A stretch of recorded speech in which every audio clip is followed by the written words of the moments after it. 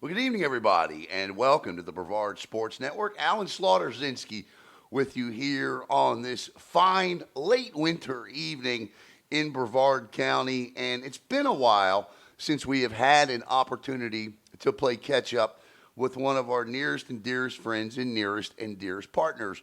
And that is MAXX AMATO from UbrZati. Now, if you're not familiar with UbrZati, UbrZati, there you see information on the screen. UbrZati, to put it to you pretty basic, is a set of scientifically developed protocols that have evolved over the last 20 plus years to rapidly develop athletes beyond their normal capabilities. Now, there is so much more that goes into that, and there are so many programs that UbrZati has that help develop the serious student athlete. But far be it for me to take you through this process because you would never catch me on a treadmill. I love watching others on the treadmill, but I myself couldn't do it. But the guy that he is. Just look at the guy. When you see him, you'll know. Please welcome back to the set here, my man, MAXX AMATO. Max, welcome. And the first thing is this. The last time we saw you, you were getting set for a wedding. Absolutely. Well, let me phrase this correctly because I don't want the new Mrs. Amato to be upset with me. How are you treating the married life? Not how is the married life treating you? Honestly, it's been productive. Hit that a little closer. Yeah, Yep. it's been productive in terms of what people think it's going to be. I mean, her and I have, we click and Yeah. it's been great. I mean, we got so cocky after the first week of marriage, we went and got a puppy to make things more difficult. Wow. So that's been going good. Puppy training's been good, but Always a good precursor. It's down the line, but Yeah. not that far down the line. Right. So it's something that there will be a little Amatos running around the next few years. Right. What was, and to stay on the marriage topic here, what was the biggest surprise throughout the whole process for you? Because for me, it was the families. It was what I learned about my family and my bride's family. Right. That's what the biggest surprise was to me. Yeah. How about for you? Surprise? Yeah. I would say how wild our families were together. So I got a loud Italian family. And Right. She's got a loud Chilean and Italian family. I bet you that was a lot of fun. And we had about 175 people there total, and we were out of alcohol before drinking hour was over. Wow. For the whole day, beer was gone, everything was gone. You gotta be, and for those that don't know, Marcella Osa is the new Mrs. MAXX AMATO, Mr. and Mrs. MAXX AMATO, and Marcella, we've had her here. She does so much. She works so hard at UbrZati. I think it's unbelievably cool.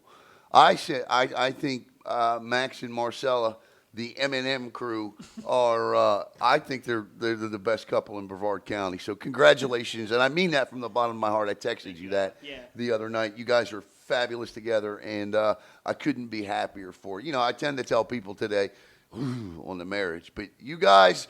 Yeah, man. you guys. Peanut butter and jelly, man. That's exactly we're right. Like where we need to be, different where we need to be. So. Peas and carrots, right? What Forrest. That's what Forrest Gump said. Man, it has been a while. Things have been absolutely and utterly crazy, both from my end and your end as well, Max. Let's get into what has happened since the last time you were here, because we've got a new tread. So whatever it is you want to talk about, the floor is yours, Max. Sure. So again, I appreciate you, having me in here to do the update, because what we're trying to do, and I'll kind of backtrack towards the back end of last year, is a year in review that we've been doing for the athletic directors and for the coaches is just trying to, again, reiterate what we talked about last time, where we're here to support the coaches, we're here to support the athletic directors, and we're here to help the kids. Yes, we are a business, but we're not trying to be a monopoly on anything. We're just here to supplement where coaches need it. And a big proponent of what we do and who we do things for is Coach Franco from Coco. Right. So he's a huge believer in UbrZati. Absolutely. Between his skill players who train with us basically year-round, the linemen and linebackers are starting up next week. And then we train the entire Beachside 7-on-7 program that he works with. And he's had the understanding since we started working that we don't want to step on anybody's toes, whether they've got strength training under control or they've got their ground-based agility training under control. Like, we can just do the treads for them. But some people, like Coach Franco, as we've earned that trust, we're doing more and more for the athletes, from strength training to the protocols and stuff like that. So, And this is something, and I asked this question because I have coaches that ask me about UbrZati and the protocols, because as you know, as a football coach, Max, right. you know, it's a copycat business. And if a program that has consistently done what they have done over, and I'm going to throw the John Wilkinson era out of it because they weren't at UbrZati then. Right. So let's just go from the last couple of years that they have been working with UbrZati. Don't you want to do what state champs do and teams that consistently go deep in the month of November and December? I would think so. Again, football is a copycat business. So my question is, how do you approach that? Because coaches have asked me, well, did they just go in and do what the hell they want to do? Right. How does that work? Absolutely. So, great question. Everything that we do from the second the athletes get in the door is structured and protocol. There's never downtime where the athletes are doing something on their own. A kind of walkthrough of what a session looks like is once they come in the door, they have to be 15 minutes early because we have an entire prehab routine the athletes do with from foam rolling to so right and Tim Tam work to prime the body. And then when the session starts, we do about 10 minutes of band work, teaching the athletes how to move the right way, warm up the IT band, everything like that. And then we have a full 10 to 15 minute dynamic warm up that again is done, taking up the whole facility, everybody together. They're organized in lines based on athletic ability, so we know which lines require more attention, and all of the trainers are watching and noting how the athletes move and helping to give them cues along the way, so that way when we go into the session, they know, where the limits of some of the athletes are. And specifically for when you go into the class, whether it's strength training, our ground-based agility, or the protocols, again, the workout is made ahead of time, and the workout is the workout. The only thing and only variable is the weight or the speed of the treadmill when we're doing the session.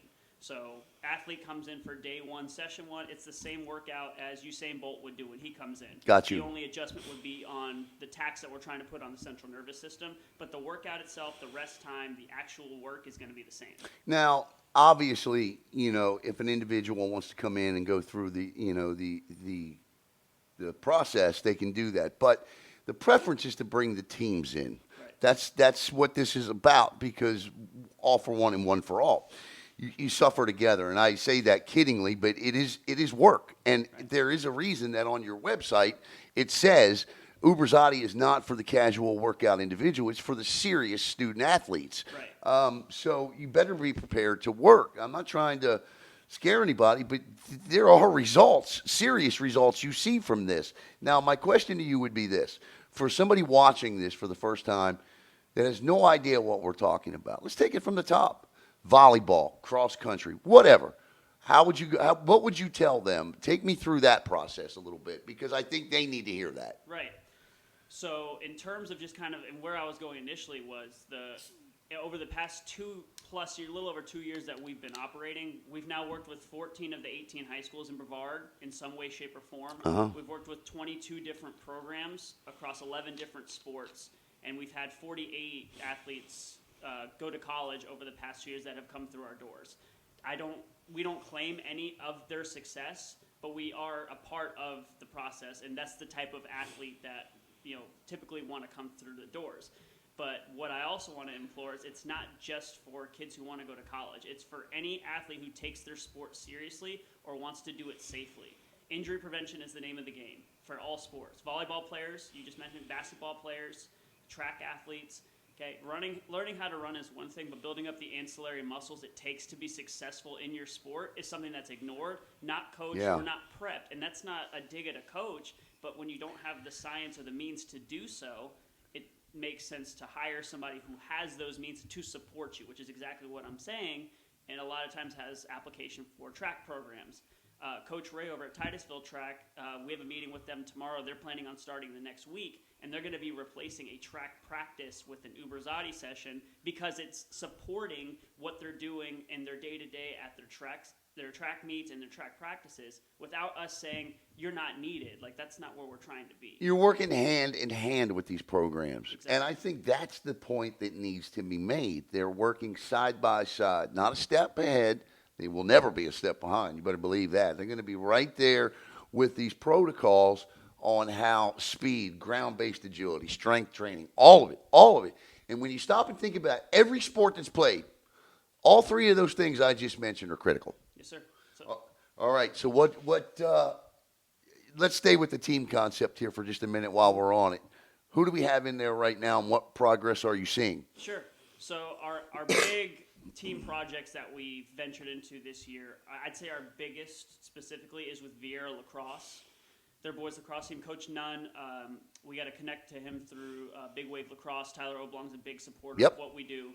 And we met with Bob, and basically the issues that they were having last year is that their team was as talented as anybody, especially here in the county. But when they get into the playoffs and they're playing these private schools who roll out their 20 to 25 kids, but all of those kids are scholarship kids. These are the top 1%ers. These are the guys who wake up and eat genetics for breakfast. Right. So all the skill work doesn't work when your bottom line isn't as strong as theirs. So right. They would get beat.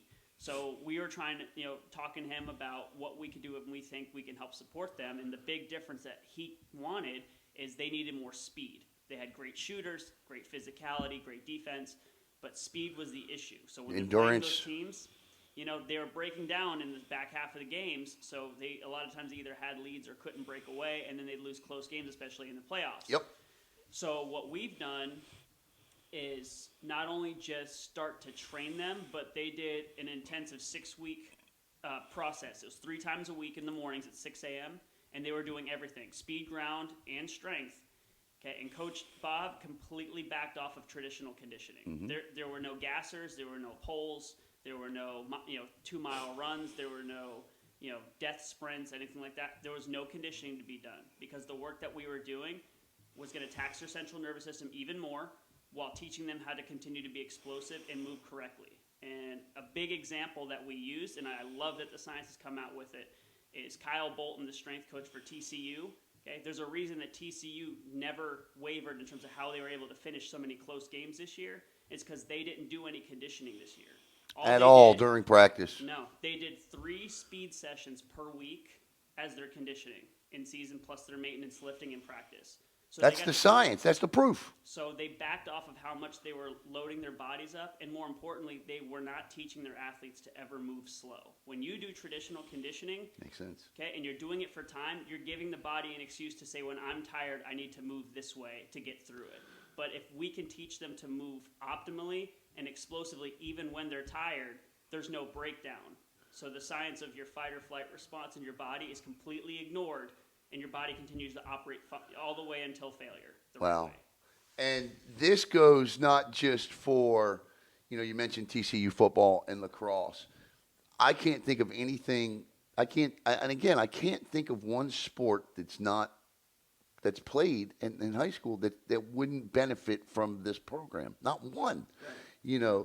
And I'm a huge volleyball fan. In fact, there's a part of me right now that wants to go coach volleyball. Honestly, I mean that's where my mindset is, because I love the sport so much, and I want to be more involved with it. And so with volleyball players, it is that 4th and 5th set where you're up front, you're a middle blocker or a left side or a right side, and you don't have that extra spring in your step for that kill or jump or in that vertical.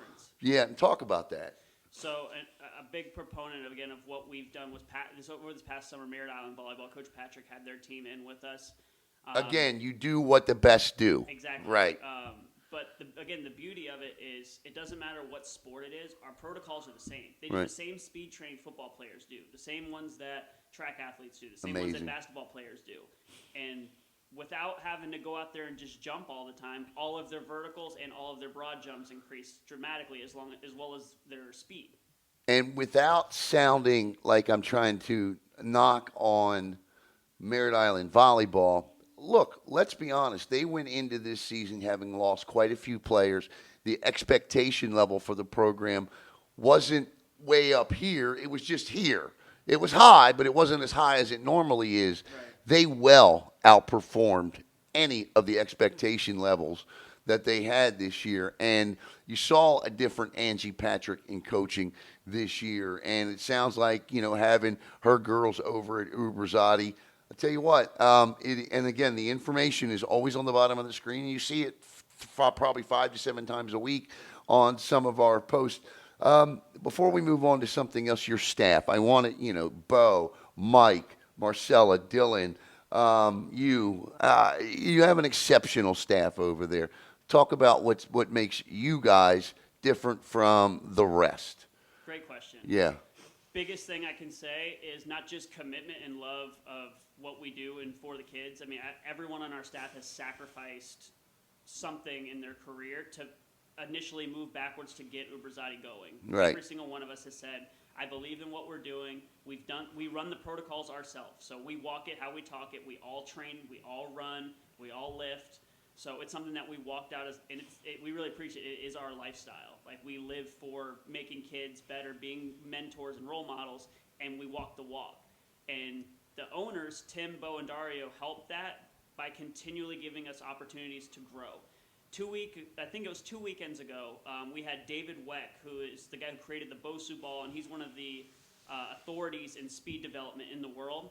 He came and did a rotational movement certification at our facility that our owners paid for our trainers to attend for free.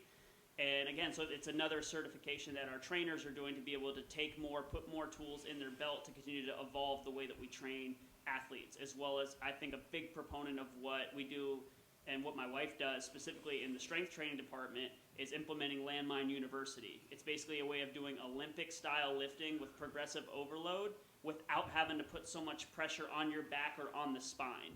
So it's a way of creating explosiveness, power, and strength, okay, without the risk of form failure or having to have eyes on one person at a time. It's something that can be done in groups so more kids are going to be able to benefit from it, and more kids are going to be able to attend the classes by doing things like that.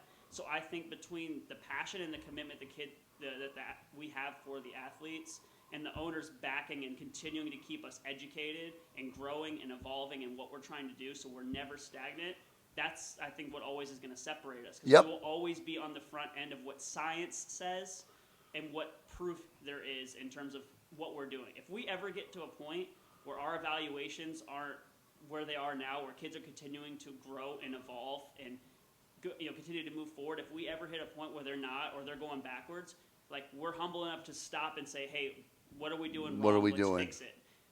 I don't see that as an issue. Right, but if that ever did, like, we have meetings about it, and we always talk about, like, is there anything we can be doing to create more value for the kids, for the coaches, for the athletic directors, and for the community?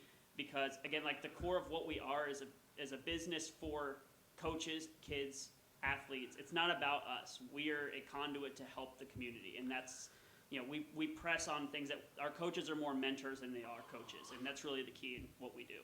Here with MAXX AMATO, and I'll tell you what, their social media is outstanding as Davini, well. baby. Huh? Mike Davini He does a terrific job. I'm not much of an Instagram guy, but I will tell you this: there are like 5 or 6 accounts religiously I check on IG, and UbrZati is one of them. And as I'm going through here, you can thumb through yourself right now as you listen to Max and I talk. Just amazing stuff that you see on here, and Mike does a heck of a job with that social media. He really does. Okay, where do you want to go now? So the next thing that I really am excited about that we've been doing is we've developed distance protocols. Okay, it's our same speed protocols, but they've been tweaked and altered specifically for distance runners or long duration athletes. Soccer players, lacrosse players, all of them specifically can do our normal protocols because the science of what a session that we do on the protocols is the equivalent of a 60-minute soccer match. It puts that much tax on your central nervous system, but with only about 5 or 6 minutes of total work. Right. But the niche, again, are distance runners, where they're running not just, a couple miles, but they're running 20, 30, 40, 50, miles. Yeah. Some of them do hundreds in a week. We needed to develop something specifically for them. It's a different mindset with that group. Exactly. Yeah. It really is. So Bo had been working on that for the longest time, and ironically, we had just gotten it solidified, and he's continuing to work on it. But we're working with Melbourne Cross Country right now. Wow. Coach Clary, again, is a big advocate of what we've been able to do. One of her assistant coaches, Brian, he's probably one of the smartest guys we've ever met. He's a movement specialist. He used to work for Exos. He's actually working with us now. And he kind of hooked that up. And now that we've been working with the cross country team, and they're doing something in terms of how we even evaluate them that's completely different.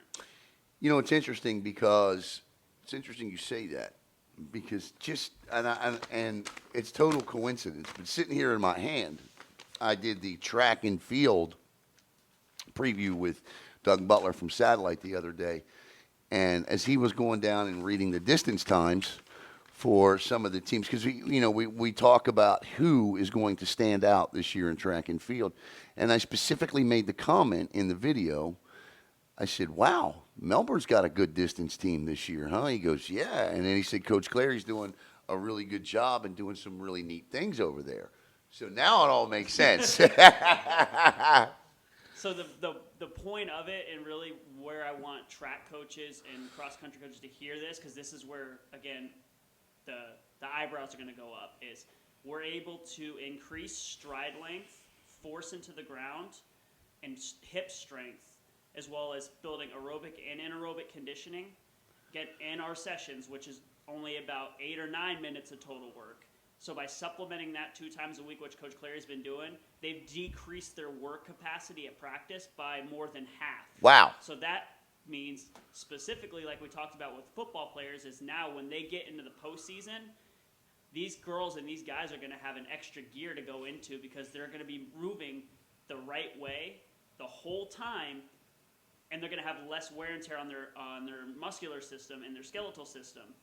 So while everybody else is beat up from doing 100 and 200 miles a week, they're only doing a third of that, a half of that. That catches up come postseason time. And coming around that final half mile, coming across in October when it matters most down at Wickham Park in the Cape Coast Conference Championships, digging down deep is not a problem. Exactly. Because you're forced to dig deep every session. That's right. That's exactly right. Digging. All right.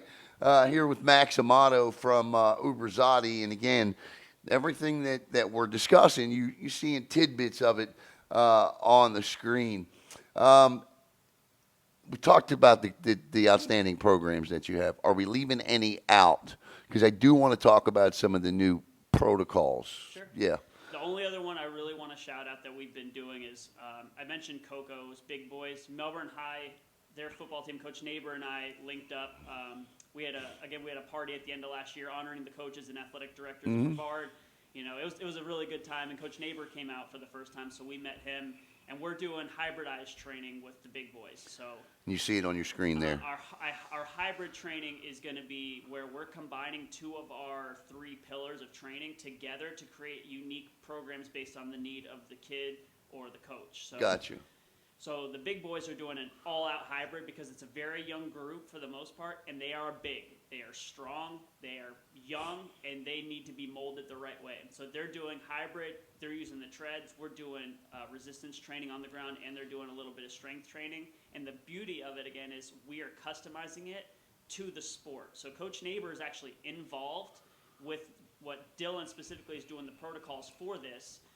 So while we're coaching the speed, agility, and the drill itself, everything is having application to whether it's a kick step on a pass block or trying to track something on a downfield block for the lineman. So Coach Neighbor can coach the sport while he's there and kind of help with the kids while they're resting. Right. And Dylan's working on the speed, agility, and explosiveness portion of the protocol system. So it's a way, again, where we're working hand in hand with what Coach Neighbor needed, because these kids are young. They're inexperienced. They need as much coaching as possible, and they need as much speed, agility, and strength training as possible. He's not, bless, I love him to death, and he'll even tell you he doesn't have a license or a certificate or a degree that says he's a movement specialist. Right. He's a football coach. He's a good football coach. Right. So being able to get those extra sessions in the off season with the kids, while we're helping make them better, and he's working on their sport, they're getting all these practice times kind of done in the forefront, so when spring ball starts, they're not starting from ground zero. We should see the results, some of the results in their spring game. Yeah, I agree. Yeah, no doubt. And the thing that is amazing about UbrZati is outside of the protocols and the programs is the equipment that you use. And a couple of months ago we came over and viewed a new tread that was simply unbelievable. Why don't you take us through, like, you have the new 40-yard dash course inside. Have we done the fastest in Brevard yet? Too many people got scared when we did it. Really? Yeah, too many people. Yeah, we're tagging. People getting What tagged. you all getting scared for? You're Either you fast or you're not. scared. And if you're not, then you know where to go, That's right? Okay. They see the laser and they panic. Really? Yeah. That's crazy. Now you see the NFL Combines coming up. That's Now, why. before we jump into that, there's a little bit of a tie between UbrZati and the NFL Combine. Why don't you go ahead and tell everybody what it is? And that's the problem. So the word's gotten out that we use Zybex sports equipment, which Right. is the same laser time the NFL uses. So when a kid goes to a camp and they get hand timed by the recruiter who's recruiting them and takes 3/10 off their 40 to justify recruiting them, okay, we don't do that. We take the middleman out. So kids get humbled. Right. They get their feelings hurt. I think word gets out. 4-4 becomes 4-8. And that's the reality, and it's the same system the NFL uses. And I'm telling you, you who's a pretty good football player in 10th grade at a high school in Brevard, you're not as fast as Tyreek Hill. Your coach can tell you are, but Right. The numbers are the numbers. And the issue that they have is they get scared. But the truth is, you want the truth. Coaches these days are looking for verified numbers. There's nothing more verified than running them the same system that the NFL uses. So my encouragement to the kids is, suck up your pride. It's okay. Come do your test and just stick to the process, because all coaches want to see is that you're improving. If your film's good enough and you have something that's showing that you've improved over time and the same set of circumstances, which we provide with our eval data, it's public info for the kids to use. That's going to be where they need to kind of just put it down and say, let me just put my nose down and work. Mike Weinstein, the owner of Zybex Sports, you're going to see him sitting at the finish line. And I got news for you. The funny thing is this. Here's the great part of this. When you Mike, now when you watch the NFL Combine, Weinstein sits at the end. Mm-hmm. He watches every time. When UbrZati ran their NFL style combine over at Holy Trinity, guess who was sitting at the finish line? Mike Weinstein. So you're right. I mean, you are what you are. Yep. All right, I like it. All right, so what else we got, buddy? So, again, the big things that I just wanted to shout out were there's these new things that we're doing with the teams, but you mentioned the Z-Tread. Yeah. So the Z-Tread is something that was formulated and created by an outside entity that works with UbrZati.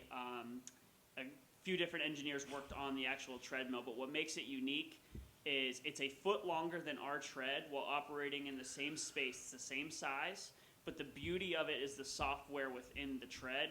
Is it actually has our protocols embedded in the software. So if you've ever trained at UbrZati, you see that the trainers, we have our iPads here with all of the workouts, and we adjust the speed based on how the athlete that's coming up is. So if athlete A is a 10 out of 10 athlete and athlete B is coming up right behind him is a 6 out of 10, yes, they're doing the same workout, but we got to adjust the speed, okay? That takes time for the trainers, but the Z-Tread is going to have the protocols embedded. So once we solidify everything with it, an athlete will have their own profile with their own speed. So instead of having to go and adjust the speed, you're just going to click on the athlete's name and their workout pops up. So it'll be the same, but it'll also have their adjusted speed. So then the trainer spends zero time worrying about adjusting the speed or anything like that. It's 150% extra on form and pushing them even harder. So it's made our trainers' jobs so much better. And certain things that we do, if you train at UbrZati, you know what floats are.